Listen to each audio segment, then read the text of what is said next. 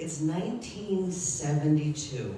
I'm 20 years old, I'm an artist, and I'm an art student in college. I'm home for spring break in Connecticut, and I'm applying for summer jobs in New York City. I'm dating Leo.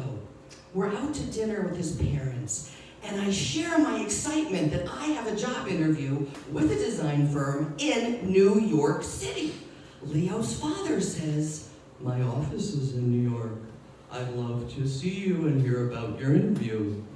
And I think, I'm a grown-up. My boyfriend's father is taking an interest in me as an adult woman making my way in the world. And at the dinner out with me, his wife, and my boyfriend, he says, "Meet me at Patrick O'Malley's bar on your way to Grand Central Station."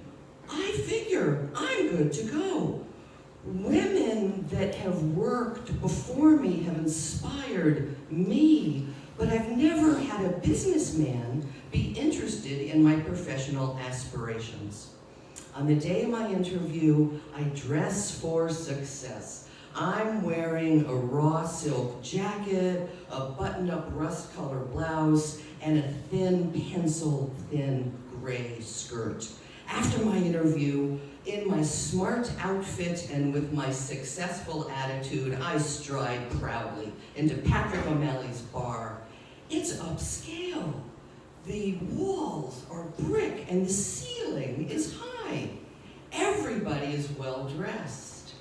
As I walk in, I smell musk and cedar, expensive men's aftershave. And I wonder, oh, there's like only men in this bar, but it's 1972, and in 1972, it was mostly men that worked outside of the home and would go to a bar after work.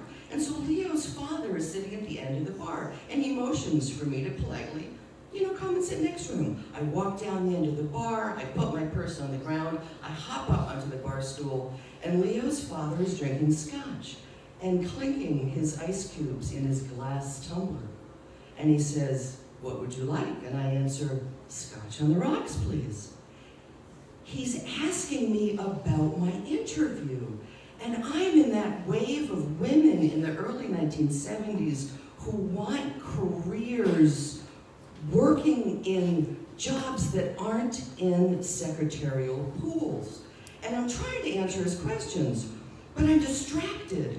There's this high pole right next to me.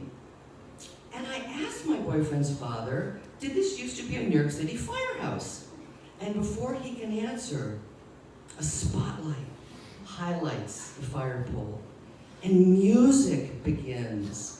And there's this prominent trombone slide, and this strong bass tempo, and from on high, a scantily dressed woman slowly slithers down the pole. As she descends, she's gyrating and writhing, and she is so close to me, I can see sweat on her upper lip. And I realize I'm trapped between what I now see is a striptease act and my boyfriend's father. My father is a minister.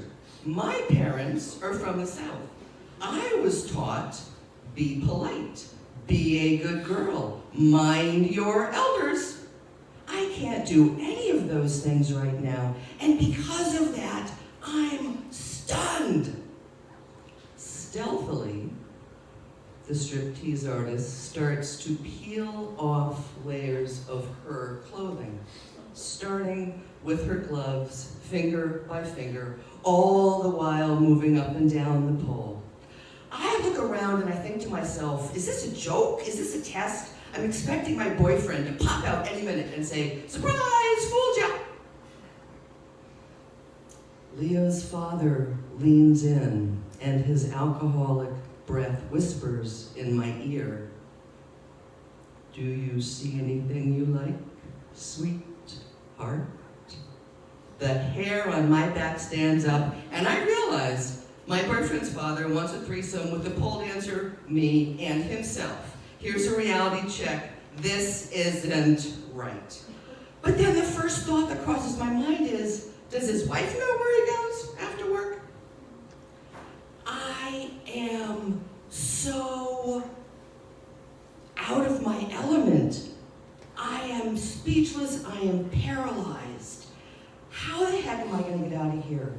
No one is gonna protect me. There's only men in the bar, and they're here for the show.